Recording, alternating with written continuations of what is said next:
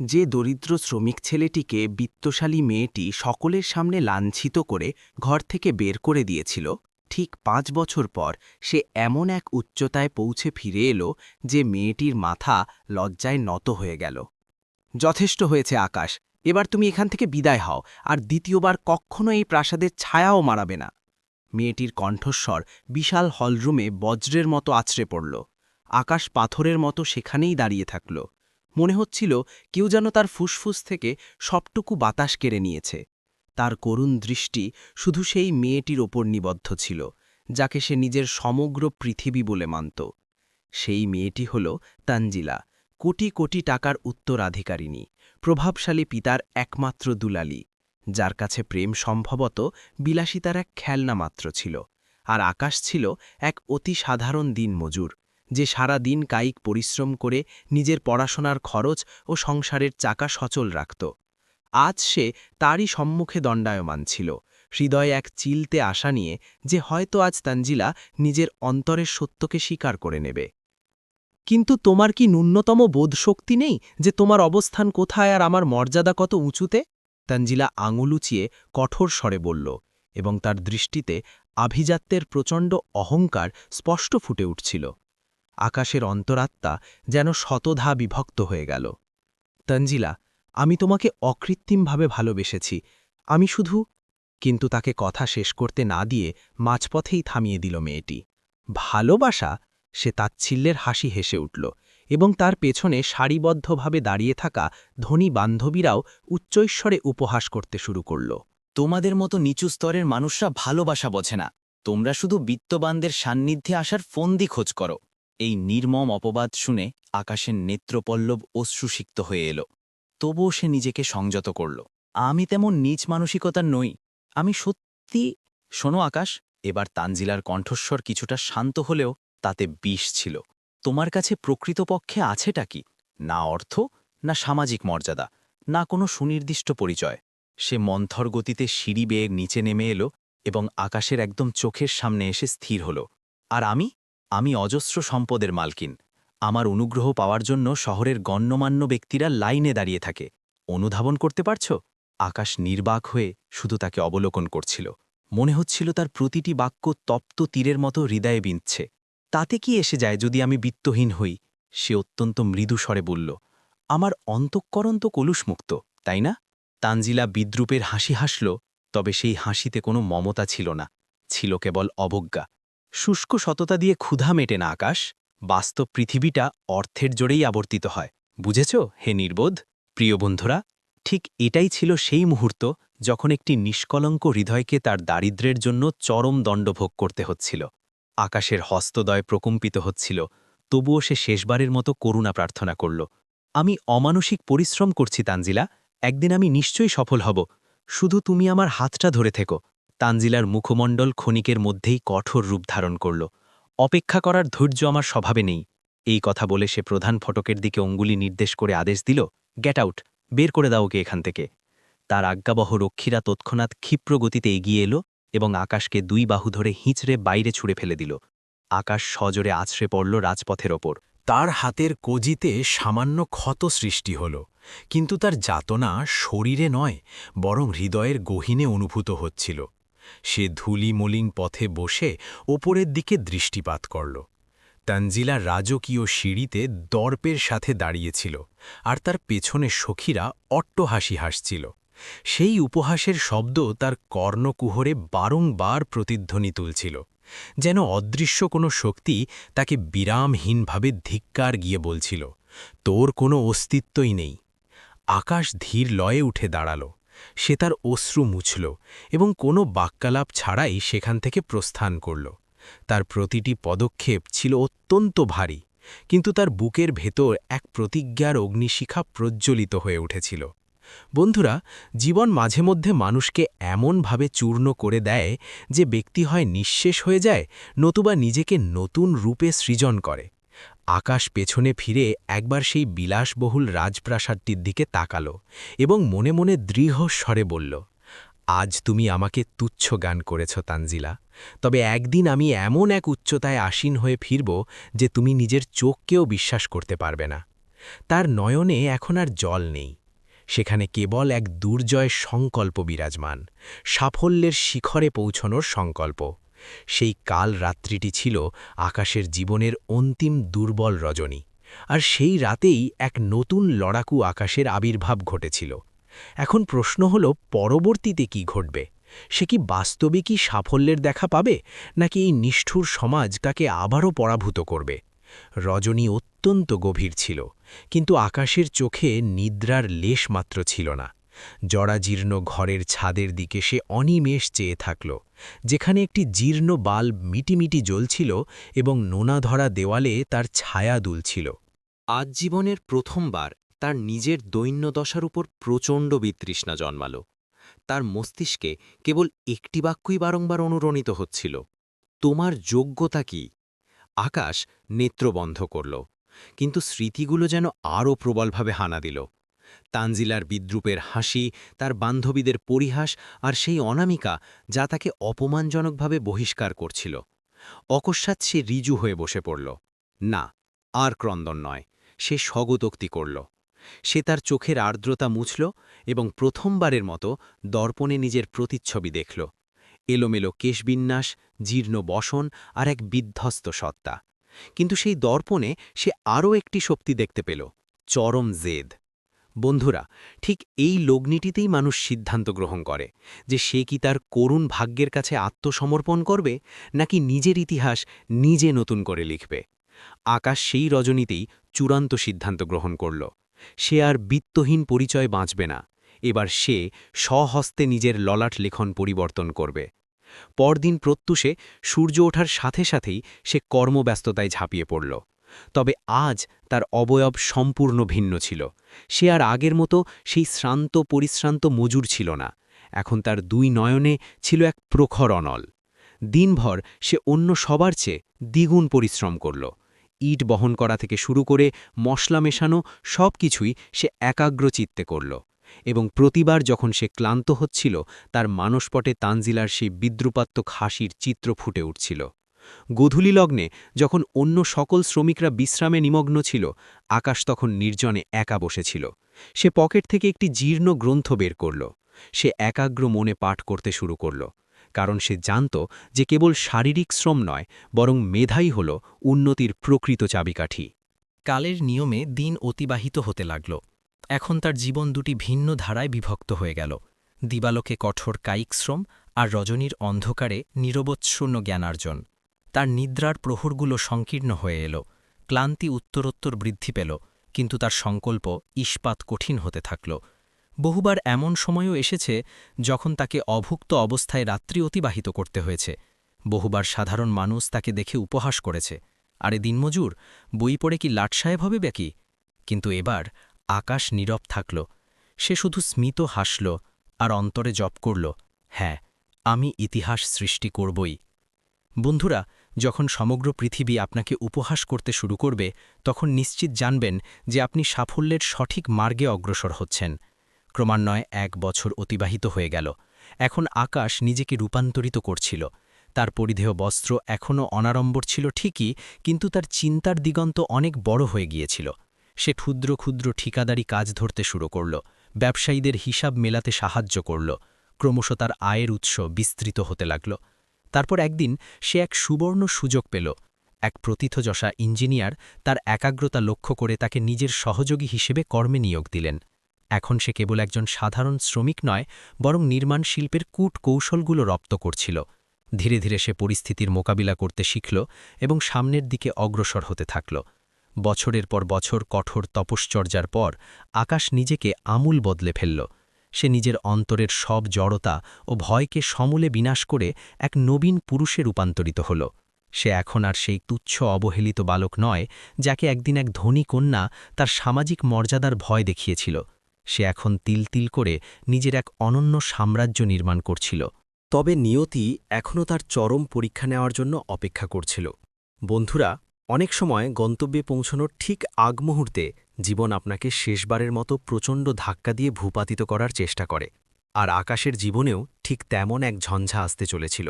সে কি পুনরায় ভেঙে পড়বে, নাকি এবার আরও প্রবল পরাক্রমে রুখে দাঁড়াবে? স্যার, দয়া করে এই নথিপত্রে স্বাক্ষর করে দিন। আমাদের নির্মাণ কাজ আজ থেকেই শুরু করতে হবে। আকাশ অত্যন্ত দৃঢ়তার সাথে ফাইলটি সামনে এগিয়ে দিল। এখন তার বাচনভঙ্গিতে কোনো দ্বিধা বা জড়তা নেই। একজন সফল উদ্যোক্তার মতো সে কথা বলছিল।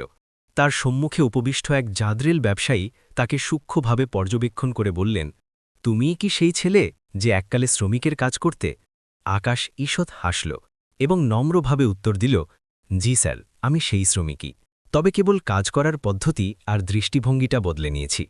তার প্রত্যুৎপন্ন মতিত্ব দেখে সেই ব্যক্তি অট্টহাসি হেসে উঠলেন এবং বললেন, চমৎকার! শূন্য থেকে যারা শিখরে ওঠে তাদের মধ্যেই প্রকৃত শক্তি নিহিত থাকে।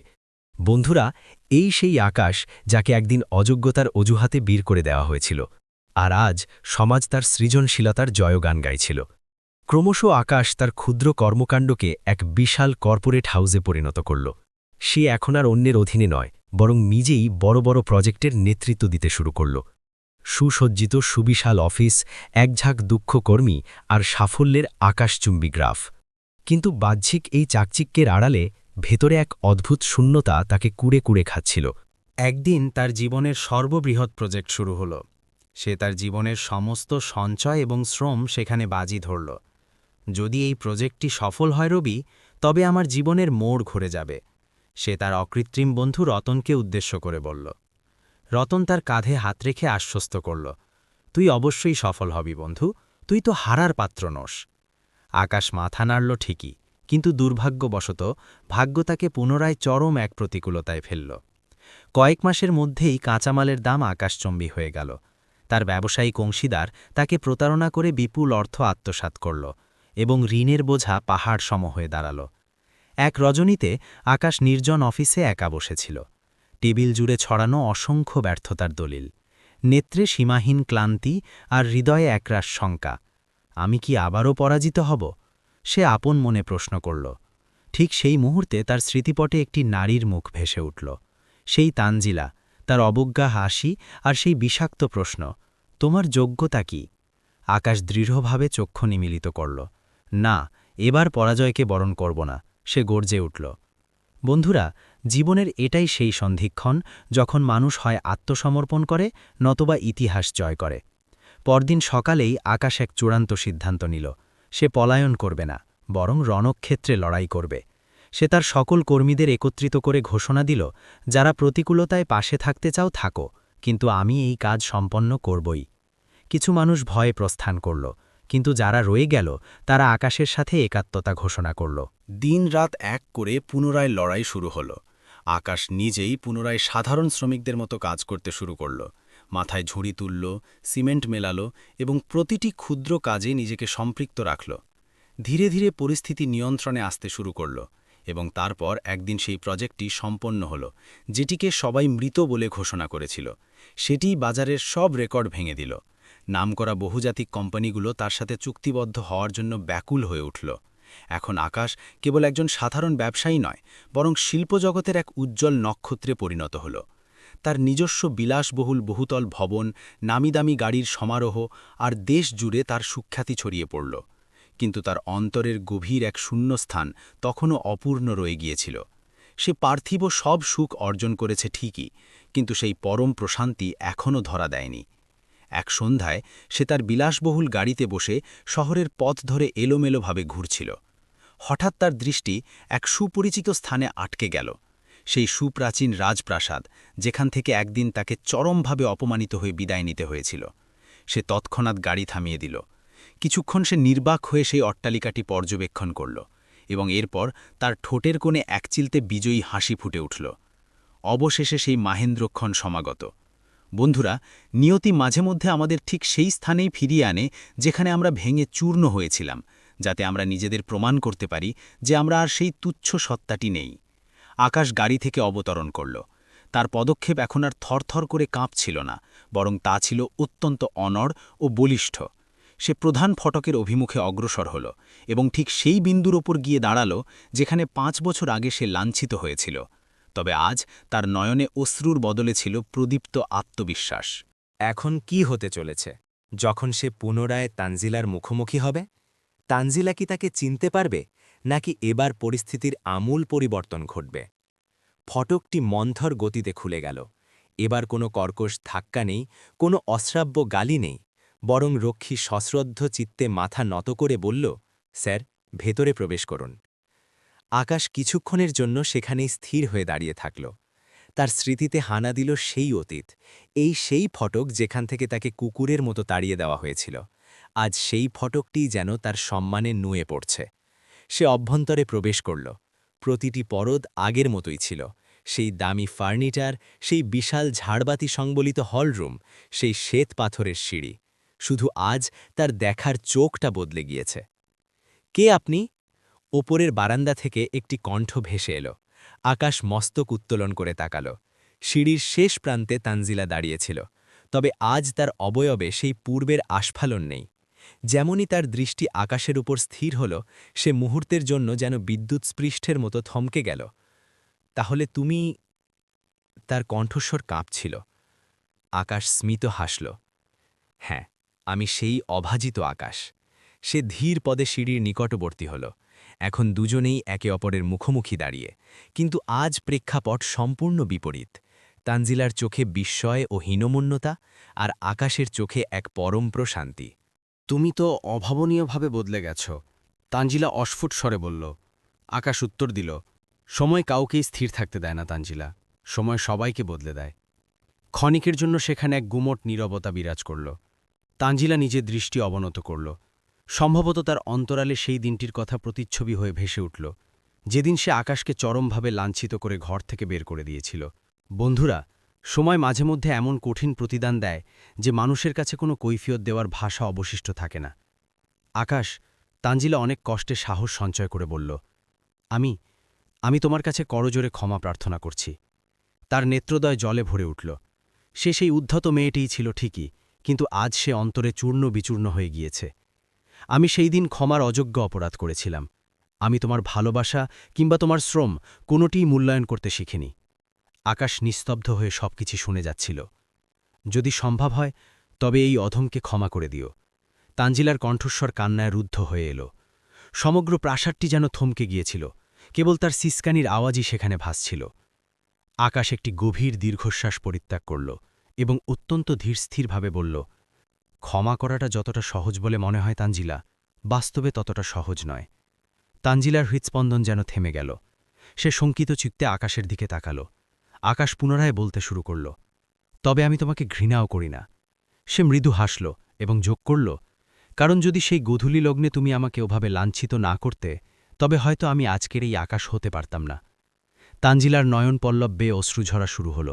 সে বিশ্বাসই করতে পারছিল না, যাকে সে এককালে তুচ্ছ ধুলাবালির সমান মনে করত, আজ সে কেবল বিত্তেই নয়, বরং মননেও কত বিশাল এক ব্যক্তিত্বে পরিণত হয়েছে।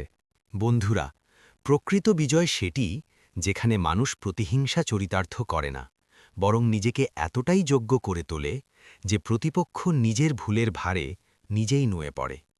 আকাশ, তানজিলা খুব করুণ স্বরে ডাকল, আমরা কি পারি না পুনরায় সে বাক্যটি অসম্পূর্ণ রেখে দিল। আকাশ তার হৃদয়ের কথা বুঝে গেল। সে শান্তভাবে মস্তক নাড়াল এবং বলল, কিছু কাঁচের পাত্র একবার চূর্ণ হয়ে গেলে তাকে আর পূর্বাবস্থায় ফেরানো যায় না। আমাদের সেই সম্পর্ক আজ কেবল একটি ধূসর স্মৃতি মাত্র। তানজিলা নির্বাক হয়ে দাঁড়িয়ে থাকল। তার কাছে দেওয়ার মতো কোনো উত্তর আর অবশিষ্ট ছিল না। আকাশ ঘুরে দাঁড়াল এবং বহির্গমনের পথে ধাবিত হল। এবার তার চলনে ছিল বিজয়ের আভিজাত্য, অন্তরে ছিল স্বর্গীয় প্রশান্তি আর এক সার্থকতা অর্জনের তৃপ্তি। যেমনই সে প্রাসাদের সীমানা পেরিয়ে রাজপথে এলো, সে উন্মুক্ত নীল আকাশের দিকে তাকাল। তার ঠোঁটের কোণে এক সফলতার হাসি ঝিলিক দিয়ে উঠল। আমি পেরেছি। তার চোখে আর বেদনা নেই, সেখানে কেবল উজ্জ্বল এক দীপ্তি বিদ্যমান। সেদিন কেবল একটি ছেলে জয়লাভ করেনি, বরং এক অবহেলিত সত্যের জয় হয়েছিল, এক কঠোর শ্রমের জয় হয়েছিল। আর বাস্তবিকই সেদিন যে বিত্তহীন শ্রমিককে এক অহংকারী ধনকুবের কন্যা প্রত্যাখ্যান করেছিল, সেই ছেলেটি এমন অপরাজেয় বীর হয়ে ফিরল যে আভিজাত্য তার পায়ের তলায় নুয়ে পড়ল। প্রিয় বন্ধুরা, যদি এ কাহিনী আপনাদের হৃদয়ের তন্ত্রীতে আঘাত করে থাকে, তবে আমাদের মন্তব্য করে অবশ্যই জানাবেন। পাশাপাশি এটিও উল্লেখ করবেন যে আপনারা পৃথিবীর কোন প্রান্ত থেকে এই গল্পটি আস্বাদন করছেন। আপনি যদি আমাদের পরিবারের নতুন সদস্য হয়ে থাকেন তবে লাইক এবং সাবস্ক্রাইব করে আমাদের পাশে থাকুন, যাতে জীবনের এমন সত্য ও স্পর্শকাতর আখ্যানগুলো নিয়মিত আপনাদের দ্বারে পৌঁছে দিতে পারি।